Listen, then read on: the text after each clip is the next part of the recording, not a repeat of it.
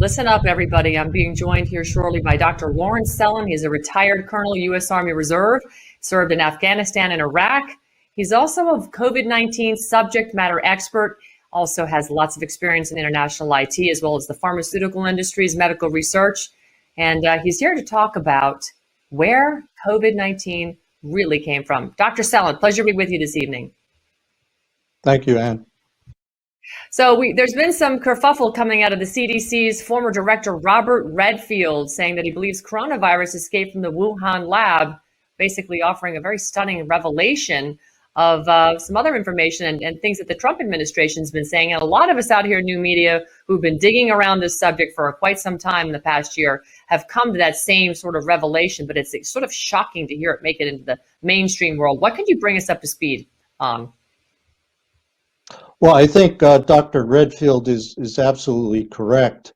If you look at the structure of COVID-19, it has a number of unique features that tells you that it probably came out of a laboratory in China. Let me mention two of these.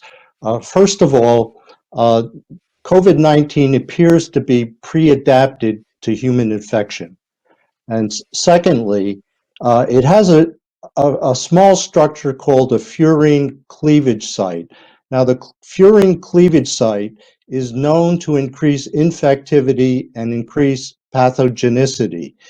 Now, if you look at all the possible coronaviruses from which COVID-19 could have evolved, and I'm talking about over 1,000 of these, none of them have a furin cleavage site of that type of structure in that type of location into it. So it could not have possibly evolved in nature. Now, if you also look at the Chinese publications, they have techniques in the laboratory for pre-adapting coronaviruses to human infection. And also they've demonstrated, Chinese scientists in their publications have shown that they can insert a furin cleavage site using genetic engineering. So all the structural evidence points to the fact that COVID-19 came out of a laboratory in China.